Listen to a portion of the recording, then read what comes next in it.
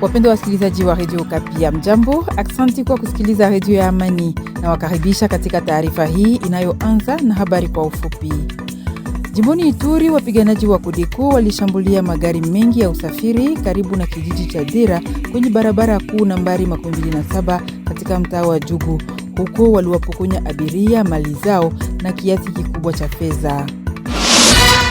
Na kuhusu janga la Ebola, baraza la kitaifa la mashirika yasiyo ya kiserikali na yanayofanya kazi ya kibinadamu nchini DRC, CONAFOT RDC, linasema kwamba ili kushinda Ebola inabidi kutegemea zaidi mashirika za mahali ili kuwaleta wakaaji kuaminia mipango yote ya kupambana na janga hili.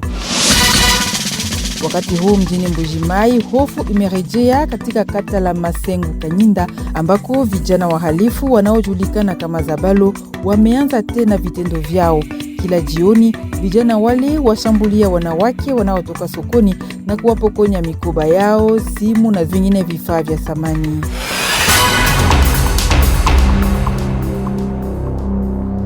Wapendwa wasikilizaji, mara tena karibu. Tunaanzia taarifa hii jimboni Ituri. Ni kwamba mwishoni mwa juma magari mengi ya usafiri wa umma yalivamiwa na watu wenye silaha kutoka kundi la wanamgambo wa Codeco karibu na kijiji cha Dera kwenye barabara kuu nambari 27 katika mtaa wa Jugu. Kulingana na vyanzo vya usalama, washambuliaji hao waliwapokonya abiria mali zao na kiasi kikubwa cha fedha. Watu watatu pia walitekwa nyara kabla ya kuachiwa huru baada ya kulipiwa fedha za ukombozi. Wanamemba wa shirika za kiraia katika eneo hilo wana hofu ya kurejea kwa ghasia katika sehemu hiyo ya mkoa baada ya miezi kadhaa ya utulivu kiasi. Martial Kizabiamungu kwa maelezo zaidi. Kulingana na nyanzo za usalama, kundi moja ya watu wenye kubeba silaha kwa kufananishwa kama wanamgambo ya URDPC bar Codeco waliweka kizuizi barabarani kwenye barabara kuu ya nambari 27 karibu ya kijiji ya Dera katika mtaa la Njugu. Lori moja lililokuwa likitoka Mahagi lilianguka katika mtego ya wahasi hawa. Washambuliaji walifyatula risasi ili kulazimisha gari hilo kusimama kabla ya wapora wafanyakazi simu zao za mkononi, mali ya binafsi na kiasi kikubwa cha fedha. Siku iliyofuata Jumapili, gari mengine matatu ya usafirishaji yenye ilikuwa ikiondoka Bunya kwa kujielekeza Mahagi yalishambuliwa pia katika eneo hilo hilo. Kulingana na vyanzo hivyo, abiria waliporwa mali zao huku wakitishwa kwa bunduki. Umoja wao aliumizwa vikali na risasi. Watu wengine watatu walitekwa nyara na kupelekwa katika pori ngambo la Lubu. Waliachiliwa asubuhi ya siku ya kwanza baada ya kulipa fidia inayokadiriwa kuwa dola 600 za Marekani. Nikiripoti kutoka Bunya, mimi Martial Kizabiamungu, Radio Okapi. Jimboni Kivu Kaskazini, shirika huru la kutetea haki za binadamu linaloitwa katika lugha la Kimombo Le Cri des Victimes du Congo, yaani malalamiko ya wahanga wa Kongo, limeelezea wasiwasi mkubwa kuhusu ongezeko la mashambulizi ya silaha, mauaji ya raia na uvamizi ambayo hasa yanahusishwa na kundi la ADF katika mji wa Beni na maeneo jirani. Katika taarifa iliyotolewa Jumapili, shirika hilo limeonya kuwa hali hii inahatarisha sana maisha, usalama na kazi za kimsingi za raia. Mratibu wake Espoir Sadiki anatoa wito kwa viongozi kuimarisha ulinzi wa raia na kutaka kufanyika kwa uchunguzi huru kuhusu ghasia hizo za hivi karibuni. Toka jimbo la Kivu Kaskazini tujielekeze sasa jimboni Maniema ambako hali ya usalama katika eneo la Kabambare bado inatia wasiwasi. Kwa mjibu wa habari zilizopo, anayejiita Jenerali Mayaya na askari wake walifanya uvamizi katika eneo hili la mkoa mwishoni mwa wiki iliyopita.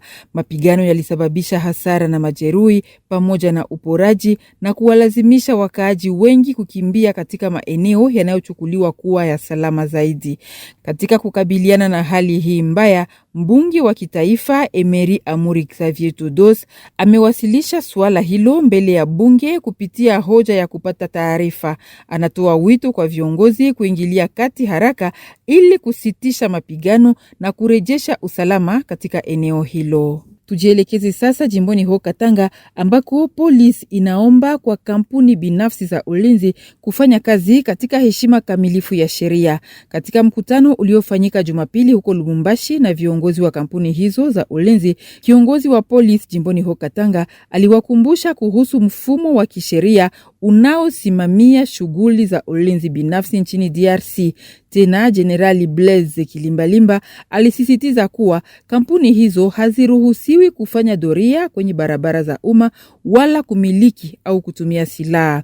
Kiongozi wa polisi jimboni Haut-Katanga pia alisisitiza kuwa sheria inazipiga marufuku kampuni hizo binafsi za ulinzi kuvaa sare au alama zinazoweza kuchanganywa na zile za jeshi la FARDC au polisi au vifaa vingine vyovyote vya kutoa ishara vilivyotengwa kwa ajili ya vyombo vya ulinzi na usalama. Kampuni hizo pia haziruhusiwi kushiriki katika operation za kudumisha au kurejesha utulivu wa umma wala kujihusisha na migogoro ya kisiasa au kijamii. Hata hivyo, Generali Blaise Kilimbalimba anakiri kuwa mbinu za utendaji kazi za kampuni hizo binafsi za ulinzi zinafanana na zile za polisi. Kama tulivyoeleza mwanzoni, nchini DRC, licha ya maendeleo makubwa katika mapambano dhidi ya Ebola, kazi hii inaendelea kukabiliwa na vikwazo kadhaa. Vikwazo hivi ni pamoja na kuenea kwa habari za uongo, kukataa kushiriki katika ufuatiliaji wa walioambukizwa na kuendelea kwa mazishi yasiyo salama vijijini. Katika ripoti iliyochapishwa hivi karibuni, Baraza la Kitaifa la Mashirika Yasiyo ya Kiserikali na yanayofanya kazi ya kibinadamu nchini DRC, yani CONAFOD RDC, linasema kwamba kazi ya kupambana na Ebola inahitaji kutegemea zaidi shirika za mahali. Shirika hilo linapendekezwa kuundwa kwa mpango wa hatua za mahali dhidi ya Ebola, mfumo ulioundwa kwa kutoa ufadhili wa moja kwa moja kwa mashirika ya kijamii. Na jimboni Kivu Kusini, ajali za kuunguzwa nyumba kila mara zinaendelea kuathiri vibaya maeneo kadhaa mjini Bukavu. Hayo yakisababisha madhara kwa watu, kuharibu nyumba na kuweka familia nyingi katika hali ngumu ya kimaisha, hasa wakati huu wa kipwa. Ili kukabiliana na tatizo hili linaloripotiwa mara nyingi, shirika lisilo la kiserikali la AFEDEM kwa ushirikiano na Start Network liliandaa mafunzo ya siku 2 kwa wahudumu 60 wa kijamii kutoka eneo la afya la Ibanda. Lengo ikiwa ni kusaidia kwa kuepuka ajali hizi za moto zinazoteketeza nyumba nyingi mjini Bukavu. Na hofu imerejea katika kata la Masengu Kanyinda katika mkoa wa Diulu mjini Mbuji-Mayi. Baada ya miezi kadhaa ya utulivu, vijana wahalifu wanaojulikana kama Zabalu wameanza tena vitendo vyao. Wakati wa jioni, vijana wale huwalenga wapita njia, hasa wanawake wanaotoka sokoni, na kuwapokonya mikoba yao, simu na mali nyingine. Kutokana na kuongezeka huku kwa ukosefu wa usalama, meya wa mji ameahidi kufanyika kwa uchunguzi ili kuwatambua wahalifu hao. Mengi katika ripoti ya Esther Ndalafina, Florence Kizalunga atafsiri. Hofu inaongezeka tena katika mtaa wa Masengu Kanyinda katika eneo la Diulu mjini Mbuji-Mayi. Wakazi wanaripoti kurejea kwa kundi linalojulikana kama Zabalo, magenge ya vijana wahalifu wanaofahamika kwa vitendo vya wizi na vitisho. Kulingana na taarifa mbalimbali, vijana hawa ambao mara nyingi huwa chini ya ushawishi wa dawa za kulevya hutawala mitaa fulani mara tu giza linapoingia. Hasa ulenga wanawake na wasichana wanaotoka sokoni pamoja na wazee na wapita njia wowote wanaobeba vitu vya damani. Wikendi iliyopita mwanamke mmoja aliibiwa begi lake alipokuwa akirejea nyumbani. Begi hilo lilikuwa na vitu mbalimbali ikiwemo funguo za nyumba yake. Tukio hili limeongeza hali ya ukosefu wa usalama mtaani humo. Kufuatilia hali hiyo, meya wa Mbuji-Mayi Jean-Marie Lutumba anawahimiza waathiriwa kuripoti matukio hayo rasmi kwa mamlaka husika ili kuwezesha uchukuzi kufanyika. Ameahidi kusimamia binafsi juhudi za kufichua ukweli kuhusu mashambulizi hiyo na kuwakamata wahusika. Miezi michache iliyopita, operesheni ya polisi ilifanikiwa kudhibiti tatizo hili kwa kiasi kikubwa kwa kukamata baadhi ya viongozi wa magenge hayo. Hata hivyo, wakazi sasa wana hofu ya kurejea kwa uhalifu iwapo hatua za haraka hazitachukuliwa. Na kwa kumaliza taarifa hii tunarejea jimboni Kivu Kaskazini ambako zaidi ya jamii 100 za watu waliokimbia makazi yao na familia zinazowafadhili katika eneo la Lubero Centre, mji mkuu wa mtaa wa Lubero, zimekuwa zikipokea mbegu za kilimo tangu siku ya 5. Msaada huu unaofadhiliwa na mfuko wa kibinadamu nchini Kongo, yaani Fonds Humanitaire, unalenga kusaidia kurejelewa kwa shughuli za kilimo na kuimarisha usalama wa chakula kwa jamii zilizoathiriwa na vita. Martial Papi Mukiba ana taarifa kamili. Viazi, matungulu, maharagi, mahindi pamoja na mbilinganya. Hizo ni mbegu zilizogawiwa kwa walengwa kupitia mradi unaotekelezwa na shirika la Soprop. Mbegu hizo zilichaguliwa baada ya kufanya mazungumzo na wananchi ili kupata aina zinazofaa kwa kilimo cha eneo hilo na kusaidia familia zenye uhitaji mkubwa. Kwa mujibu wa Thierry Matindu, mkuu wa programu wa Soprop, msaada huu unalenga kuboresha lishe ya watu waliokimbia makazi yao na familia zinazowapokea pamoja na kuwasaidia kuanza tena shughuli za kilimo. Walengwa wengi walipoteza mashamba yao kutokana na hali ya usalama. Kupitia mbegu hizi wanatarajia kuanza tena kulima na kuboresha maisha ya familia zao. Beni, Martial Papi Mukeba, Radio Okapi. Wapendwa wasikilizaji, ni hapo tunafikia mwisho wa kipindi cha kwanza cha taarifa hii. Hivi tunamkaribisha Isaac Remoyope kwa kipindi cha pili. Radio Okapi. Invité en Swahili. Utawala wa asili wa Walendu Watsi katika mtaa ya Jugu umekuwa katika hali ya utulivu wa usalama kwa mwezi kadhaa sasa. Kiongozi wa utawala huo Joseph Lotoma Feti Pega wa kwanza anasema utulivu huo umetokana na juhudi za pamoja za wasultani, jamii za wenyeji na washirika wao. Ijapokuwa mafanikio hayo, bado kuna changamoto nyingi zinazopaswa kushughulikiwa ili kuimarisha utulivu huo na kugeuza kuwa amani ya kudumu.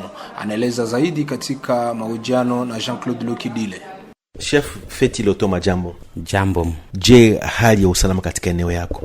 Usalama ni mzuri sana. Tunapima kusensibilize wa population wa kijana yote biku na bunduki wakati wanangoja ile program officiel la gouvernement, program PDDRC, inafaa wanaacha ile kitendo mubaya, wanaishi wanapendana katikati hao, wajue kama ni watu moja. Sasa namna gani unawasensibilize? Unafanya mkutano, unafanya meeting, unawaita, sijui kama unatumia pia waongozi ya kanisa? Sisi tunakamata ile ba acte d'engagement sawa feuille de route yetu ya kuongea na hiyo watu na wasemea kama hiyo ni mzuri, hiyo ni mubaya, wakati ngali government yetu na chunga kutia ile wanasema na Kifrasa mise en œuvre ya ile program tunafanya au localement.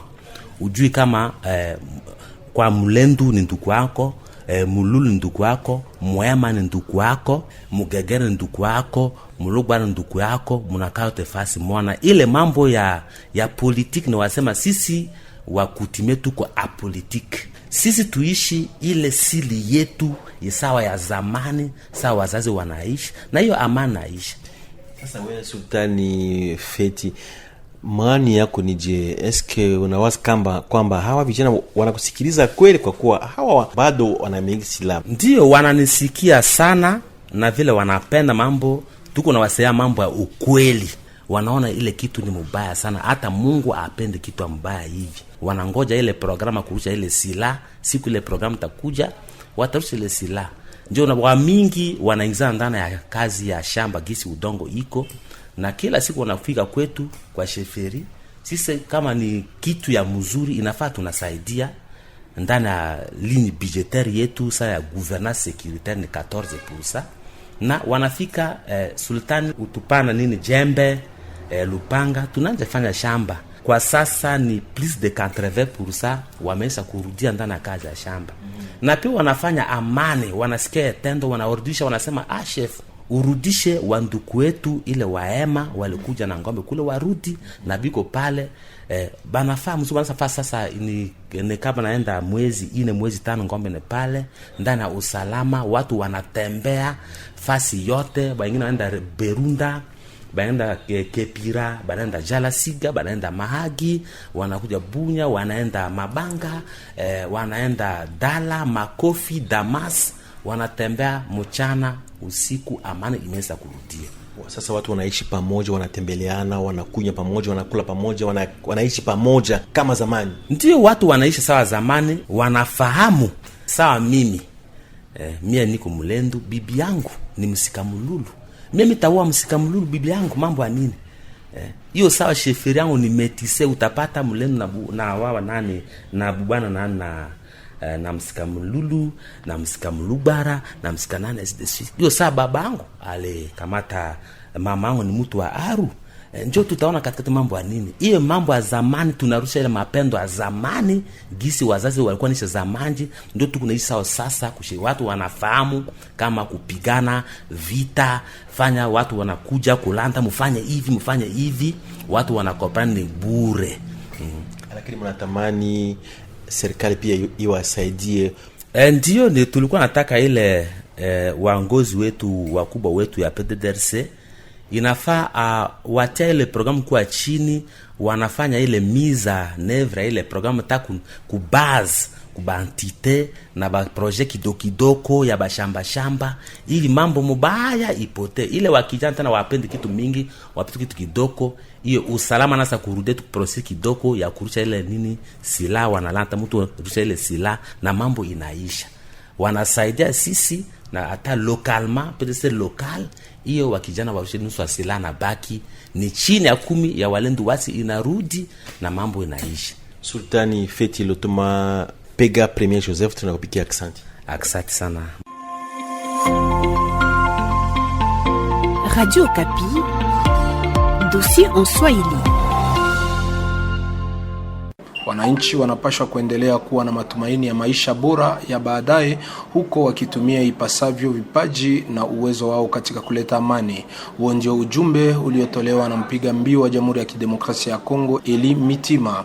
Jumapili iliyopita, huyu mpiga mbio alitembea kwa miguu umbali wa kilomita 54 kutoka Butembo hadi Beni. Lengo lake lilikuwa ni kuvutia umakini wa watu kuhusu mateso wanayopitia wakaji wa mashariki mwa nchi na kutoa wito wa kurejeshwa kwa amani. Kwa mujibu wake, hali ya usalama mashariki mwa Jamhuri ya Demokrasia ya Kongo inapaswa kuhimiza wananchi kujituma zaidi na kushiriki kikamilifu katika juhudi za kurejesha amani.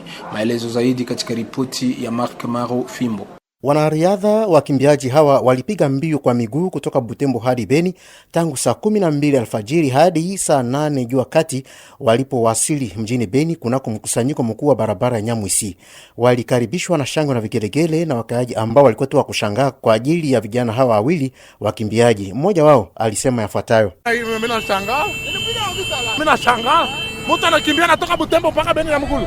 Mimi naitika. William Chembe Mkoya ni mmoja ya wakimbiaji wale. Hapa aongelea yaliyomchochea kuingilia kipindi hiki cha kupiga mbio kwa ajili ya amani. Mimi natokea Goma na nilipata hii publication ya ndugu yangu Mitima kwa reseaux sociaux kusema ke iko na prepare kukimbia juu ya amani. Ikenitushe sana mumie kwanza, mie victime kwanza wa vita yenye iko napitikana kwetu Goma, na pia vile vile tena mimi nafika hapa bukimbizi tunaendelea. Rieke la penje tunalomba. Ujumbe akabambi sana tunabeba sie kwa hii kurse ya leo ni tunalomba kwa wakuu viongozi. Amani tu. Tunaishi manake maisha yenyewe hatumerite hata kuishi. Hatuna raha kuitiwa hata Wakongomani. Kugizi banayoa Kongo yetu me haiko ndio gizi tunaishi sie Bakongole. Tunalomba amani vraiment. Toka Butembo hadi Beni, Eli Mitima mkimbiaji alikuwa na ujumbe mmoja tu, amani peke yake. Eli Mitima: nilisema kumwanzo deja, mkichwa wangu mlikuwa bia mingi sana. Nilikuwa j'attendre ku douleur ku tout et là nimefika hapa. Ni kazi ya kabambi sana yenye niko nayo na rêve na message ya kabambi sana face ya vitu wenye tuko napitia huku kwetu, masakre, vita, insécurité, ubakaji. Hii jasho inatoka ninasymbolize vile vyote kumie. Ilinigusa nikisema hii nguvu yeniko nayo naza toka Butembo mpaka Beni na niko nakimbia kumigulu. Na mimi nipime sema kudunia ku monde ke tuko na croire ku meilleur avenir. Na message ya kabambi mimi naweza patia wa viongozi na tena jua pa ni chef lié viongozi wa soutenir wa jeune wako na ambition. Alors na sigere ku viongozi baongene kizi bata installer vike mandoto ziko za kabambi mu vijana ni za mingi sana ku hii sport yetu tuko nazo, lakini hatukuweza fikisha message peteze ku viongozi juu hatuna kwa kwenda beba message ile. Ni defia kabambi tukutana. Vijana hawa walishindikizwa na waliowasaidia njiani kwa uchunguzi kiafya walirudi huko Butembo kwa nyakati za magharibi. Ujumbe wao uliwashika wakaaji wa Beni waliokipokea vema. Beni, Mark Marofimbo, Radio Kapi. Aksanti kwako Mark Marofimbo kwa ripoti hiyo. Ni pamoja nawe tunafunga taarifa hii ya habari katika lugha la Kiswahili ya Radio Kapi. Mimi ni Rosalie Zawadi. Mara tena na washukuru kwa kutusikiliza. Kwaheri.